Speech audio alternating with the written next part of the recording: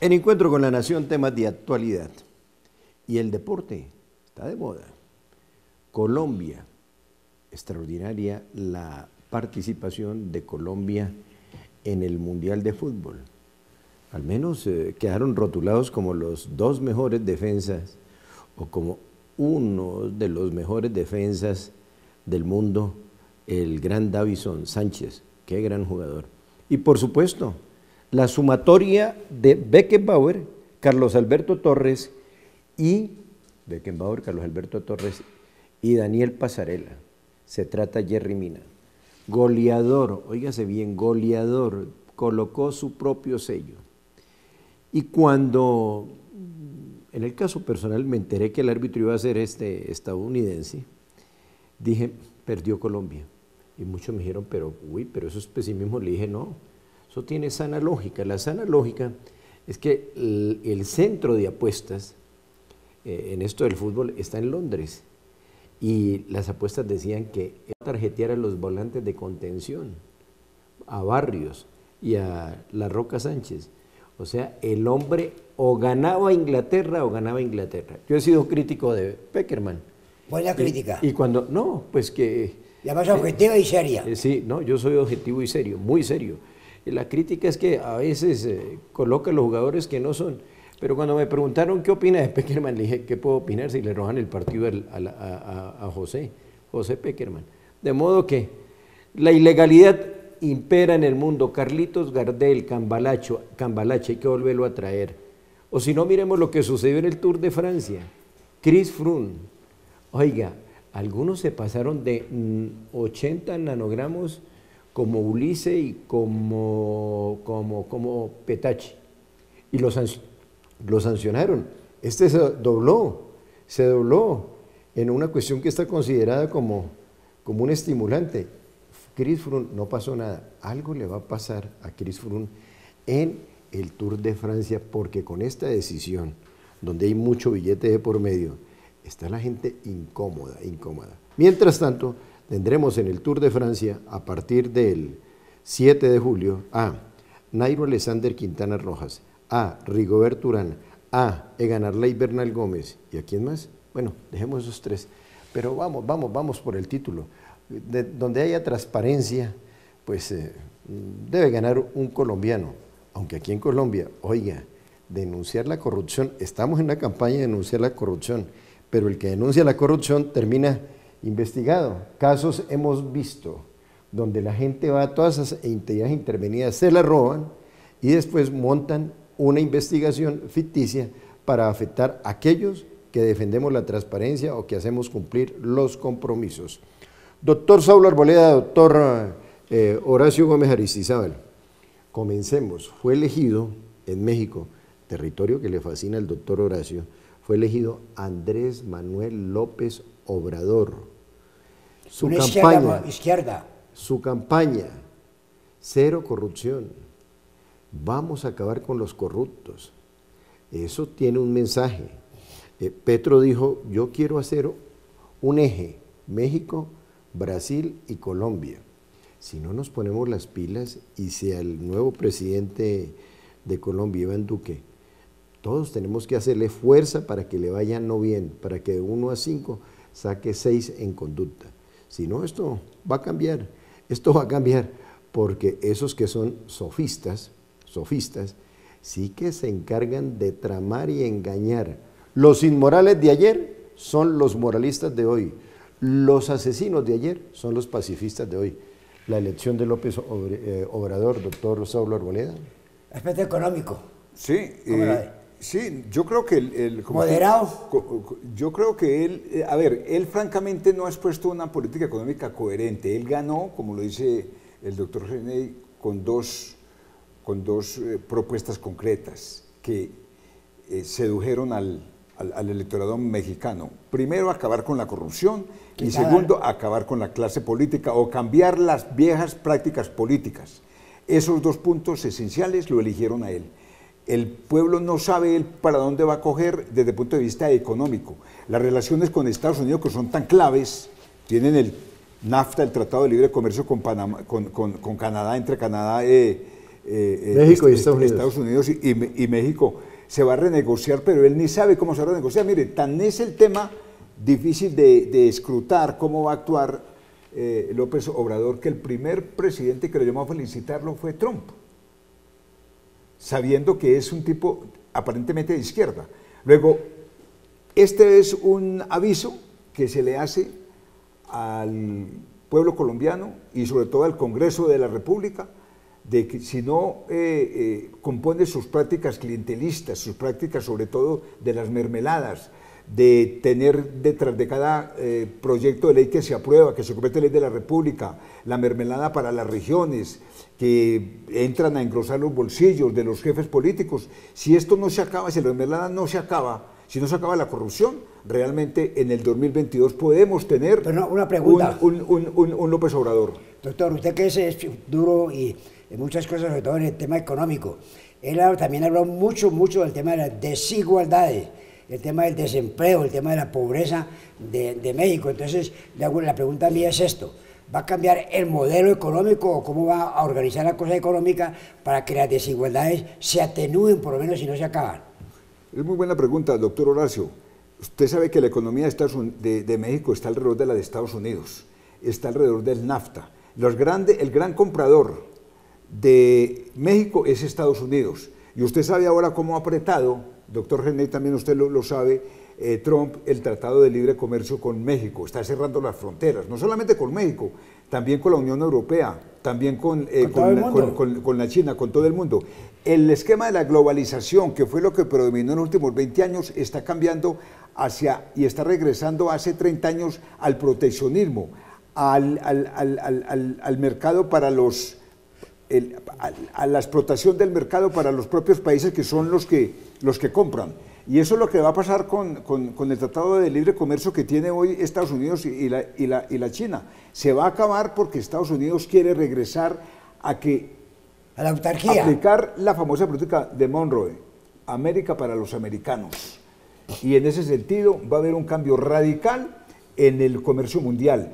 Ya respondieron la Unión Europea y la China frente al incremento de aranceles que acaba de hacer Trump al acero y al aluminio. Están respondiendo igual y la guerra comercial se vino. Con México, en consecuencia, creo yo que no va a ceder para nada. Una pregunta, eso que dice es verdad, pero también Europa y China pueden bloquear a Estados Unidos en el sentido que tampoco van a comprar nada a Estados Unidos. Desde luego, ha habido una reciprocidad en las medidas, así como el que ¿Pero qué pasa? ¿Hay un desbalance o qué pasaría con esa reacción de Europa y a China? Pues indudablemente va a haber un desbalance en contra de los países de la Unión Europea y de la China, que son más eficientes que Estados Unidos. Ellos tienen una obra, y sobre todo la China tiene una mano de obra mucho más económica, mucho más barata, y en consecuencia es más fácil la llegada de los productos chinos al mercado norteamericano que la llegada de los productos norteamericanos al mercado chino. Esa es la desventaja que hay, que la vio Trump y que la quiere corregir subiendo los aranceles. Expliquemos esto del proteccionismo. Mire, una de las cosas bellas que tuvo el Grupo Andino, liderado por Carlos Lleras Restrepo y por Eduardo Frei de Chile, Carlos Lleras Restrepo de Colombia, ¿cierto?, y el presidente Eduardo Frei, fue la decisión 24, capital extranjero, 51% capital nuestro, capital autóctono, capital de aquí, de la región, y 49% capital extranjero, esa es una. Lo otro, había el famoso arancel externo común, y nosotros todo eso lo desmontamos. ¿Por qué? Porque vino la oleada de la globalización, y entonces las empresas, aquí hay unas empresas de camisas bellísimas, Arrow en Manizales, Ratzel, de don Bernard K. Ratzel, Dios lo tenga en el cielo, ojalá esté con vida. Eran empresas que generaban promedio 1000 empleos directos. Pues con esto de la apertura económica y del desmonte del arancel externo común, pues estas fábricas quedaron a la vera del camino, hubo necesidad de cerrarlas, hubo 2000 empleados en esas dos fábricas, 2000 colombianas que se quedaron sin empleo. Entonces, conclusión, con esa política de Donald Trump, ahora entonces alguien diría, nos cogieron al estilo de Mocus, con los pantalones abajo. Ya regresamos.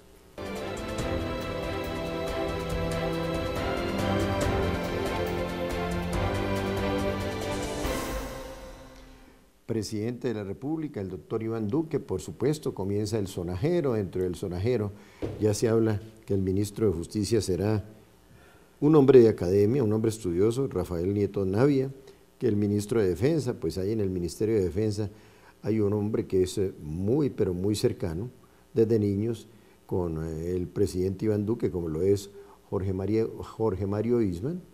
Hay que recordar que sus padres fueron muy amigos, Iván Duque Escobar y Jorge Mario Eastman. Los unía Julio César Turbay Ayala, el gran Julio César Turbay Ayala, y esa relación se siguió conservando, y bueno, ahí vuelve otra vez, no en forma despectiva. Canciller. No, bueno, y aquí el doctor Horacio dice que para la Cancillería, para el Ministerio de Relaciones Exteriores, Carlos Holmes Trujillo, un hombre ponderado, un hombre que habla 5, 6, 7 idiomas. Y también fue alcalde de Cali, ministro. Fue ministro, alcalde.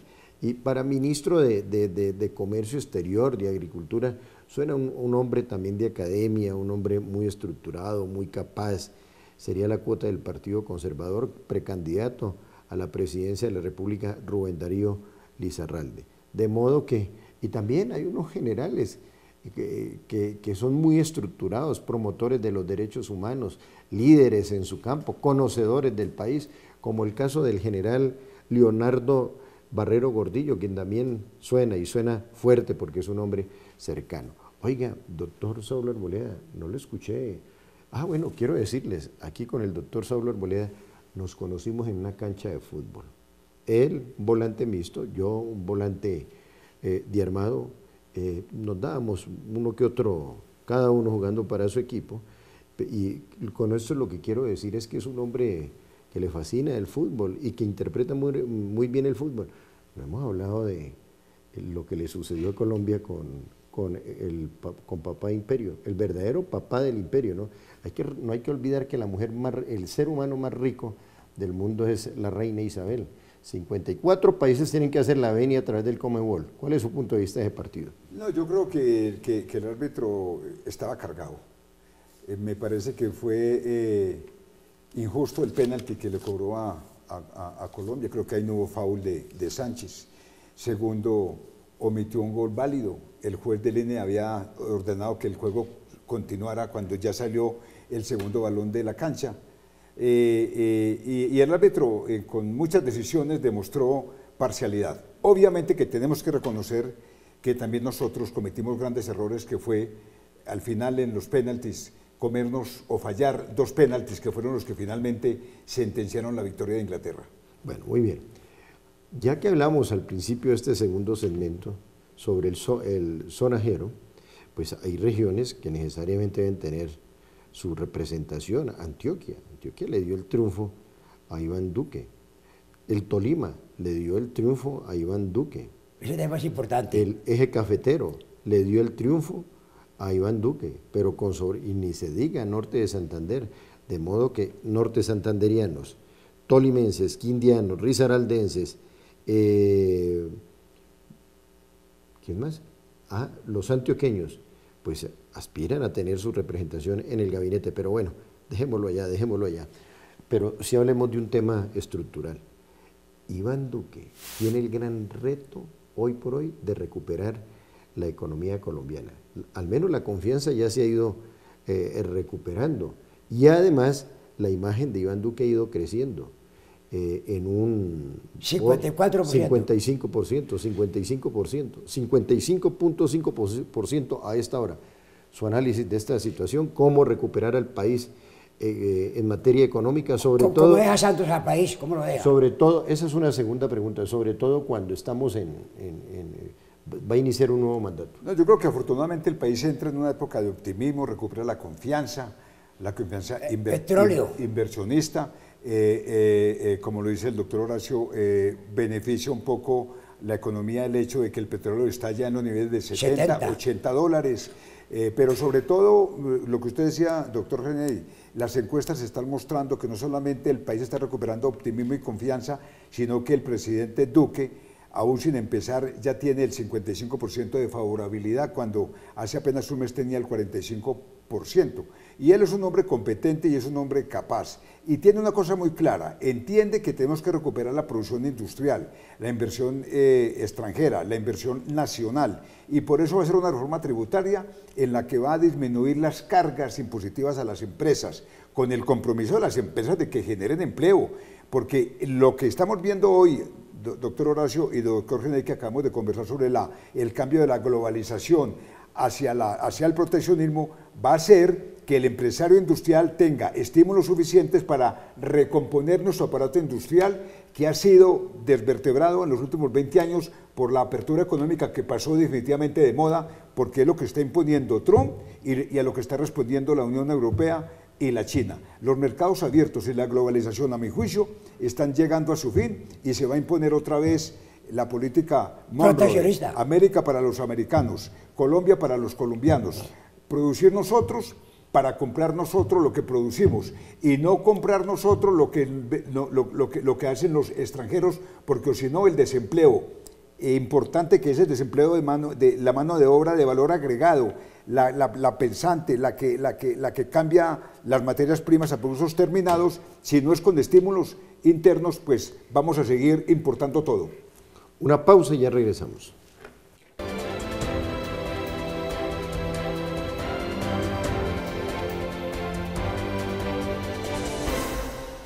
Doctor Horacio, se está hablando de que los que menos están interesados en una reforma constitucional es el Poder Judicial, dentro de ese esquema del Poder Ejecutivo, del poder, la división de poderes, del Poder Judicial, del Poder Legislativo, y se está planteando otro poder que hoy es necesarísimo, que no es bajo la óptica burocrática, un poder de control, el poder que debemos ejercer cada uno de los ciudadanos, que entre otras está consignado en la Constitución Política de Colombia, porque reitero, aquellos que se atreven a denunciar la corrupción terminan siendo investigados. El poder, el superpoder de la corrupción corrompe y ataca al que sea, de modo que ¿cómo vamos a contrarrestar ese poder estructural de los corruptos? Muy buena pregunta, y realmente quiero resumirla con una frase muy famosa que es todo el mundo quiere cambio, pero que no los cambie.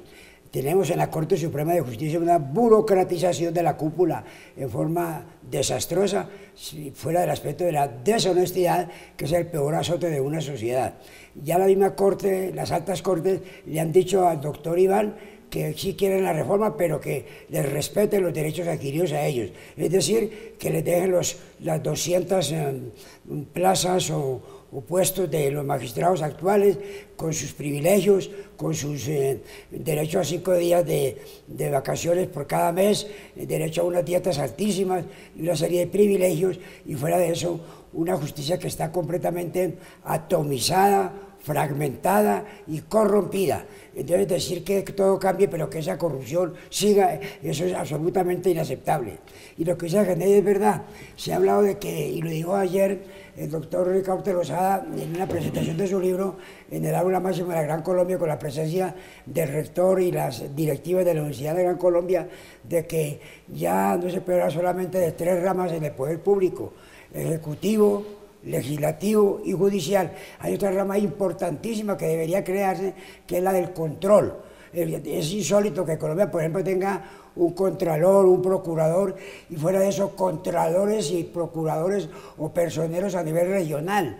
Cada región tiene personeros, contralores, y eso crea un paralelismo con la Contraloría General y una burocracia, y lo que es más grave, esos contralores y procuradores y personeros regionales de todo Colombia los eligen los consejos y las asambleas con un criterio político para que esos procuradores o personeros los controlen a ellos. De suerte pues que eso es poner al ratón a cuidar el queso. De suerte pues que es muy necesario que se crea, de acuerdo con la dinámica del derecho y las necesidades actuales, un poder contralor unificado, efectivo y sin esos paralelismos y no esos focos burocráticos corruptos que existen a nivel regional, a nivel municipal y a nivel nacional. Doctor Saúl Arboleda, la historia y aquí tenemos a mi lado izquierdo un historiador, hace 100 años había una pelea de la Madonna en la región, o en esa recta, o en ese eje, La Dorada, Santa Marta. En Santa Marta, a esta hora, hace 100 años, estaban protestando porque no había tren. Recuerda la canción, Santa Marta tiene tren, pero no tiene tranvía. ¿Cómo no? Yo recuerdo que usted estuvo nombrado ministro de Transporte hasta las 11:58 de un día jueves, pero a las 0 horas, 5 minutos ya no era ministro de Transporte. Y una de las propuestas interesantes que usted tenía era repotencializar, no acabar, repotencializar los ferrocarriles nacionales. Hay 3 países en el mundo que no tienen los ferrocarriles nacionales. Tan rico que era montar en el autoferro y en el caballo de hierro, como era el tren. Y me gustaba montar en esos que decían Skoda, trenes que trajo Pedronel Ospina con un empréstito de 100 millones de pesos, de 100 millones de dólares, por allá en los años, en la década del 20 al 30. Hablemos de ese tema, porque es que ese es un tema sobre lo cual tenemos que ser recurrentes, porque Colombia necesita del sistema ferroviario. Sí, yo creo que la vía férrea es una de las principales necesidades que tiene la industria y el comercio exterior para transportar no solamente los productos de exportación, sino los importados. Es mucho más económica y además de eso tenemos un trazado, usted muy bien lo dice, tenemos muchas vías férreas, no solamente hacia Santa Marta, hacia la costa atlántica, sino aquí hacia el interior, hacia Buenaventura, hacia el Pacífico. Yo entiendo que el ferrocarril del Pacífico está tratando de revivirlo, y ojalá, pero no tanto para turismo, que también es importante para el turismo, sino para que se convierta en un verdadero medio de transporte de mercancías, de productos, de materias primas, de productos elaborados para exportar y llevarlos al puerto de Buenaventura, por ejemplo, el ferrocarril del Pacífico. Yo celebro que haya una seria intención de regresar al uso del ferrocarril, no solamente para el transporte de carga. Pero una inquietud. Eso que usted dice es válido y eso es una necesidad nacional y todo el mundo lo proclama así.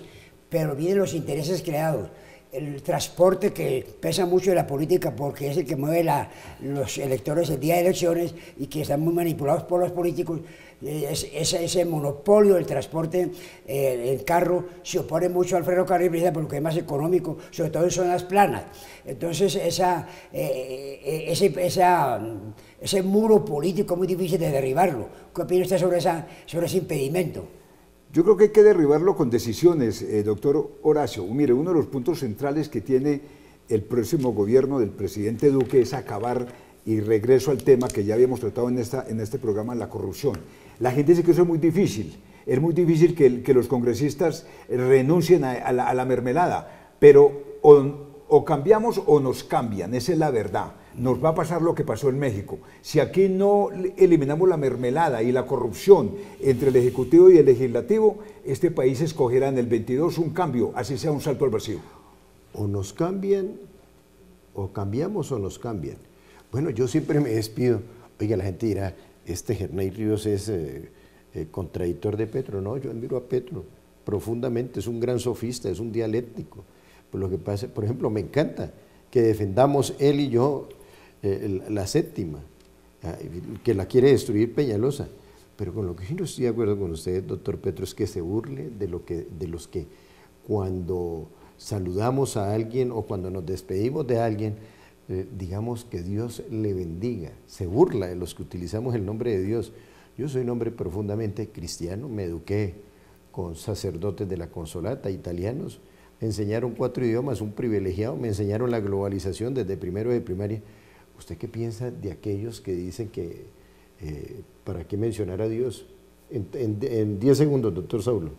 No, hombre, para mí, yo soy un católico profundo y para mí Dios es el que nos orienta y nos permite tomar decisiones acertadas. Muy bien, a la minoría, pero microscópica, le molesta que digamos que Dios les bendiga.